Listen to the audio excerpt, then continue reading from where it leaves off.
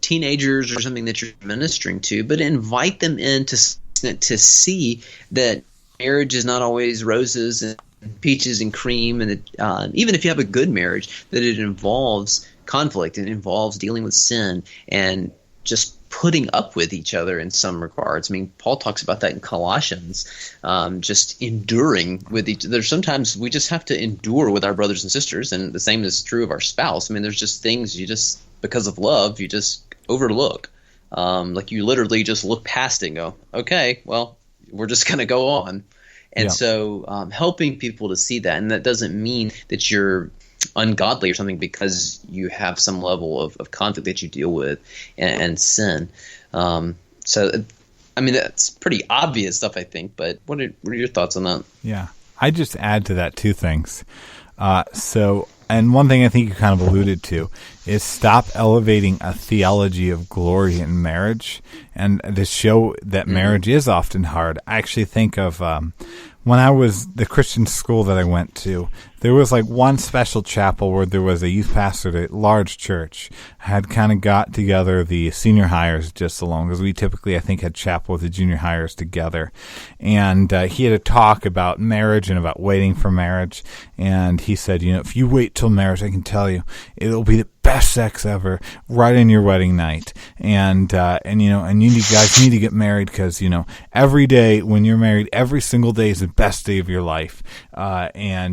And that all real marriage is, you're just always happy, and it's so exciting and awesome, and it's like a roller. I think he describes it like being on a roller coaster, which I hate roller coasters. So maybe that wasn't the best age of marriage for me. But he was wrong.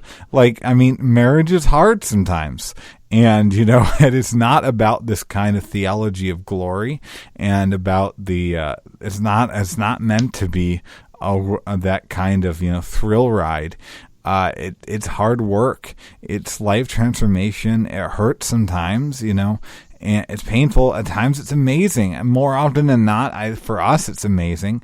But it's not this grandiose picture that when you don't live up to it, I think you'll end up getting a divorce. And I really suspect that kind of view of marriage will end up in people being dissatisfied because they missed out on the amusement park that leaders promised them before it. But instead, I think showing them marriage is hard work. It's work. It stretches us. And I think teaching young people that is so important. I actually think even specifically, practically teach the prophet Hosea, which is a demonstration of God's love, but it's a story of a marriage where, the husband tries and he works so hard in this, and he is told to love his wife, who's cheating on him, who's betraying him left and right, and yet he loved her, yet he sought to love her regardless.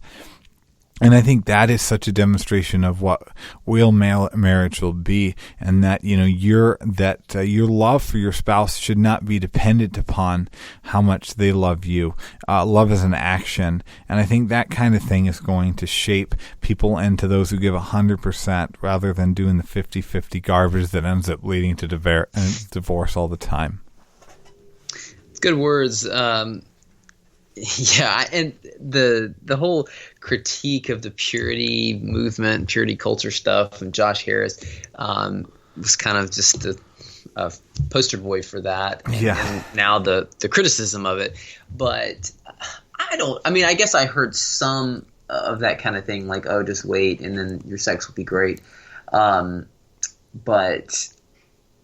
I don't know that I necessarily had that impression that marriage and sex would just be great if we waited.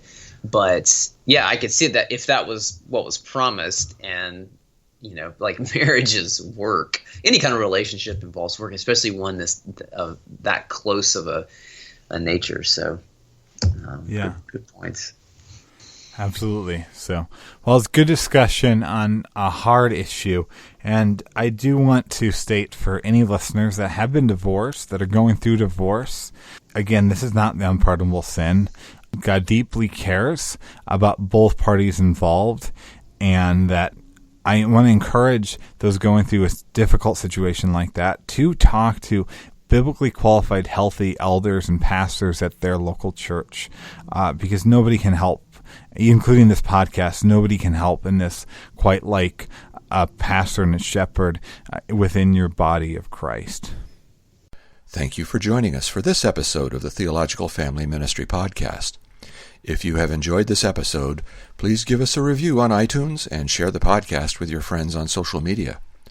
All new episodes are available to listen to on Stitcher, SoundCloud, YouTube, Spreaker, and iTunes. We hope you have a great week, and join us again every first and third Thursday.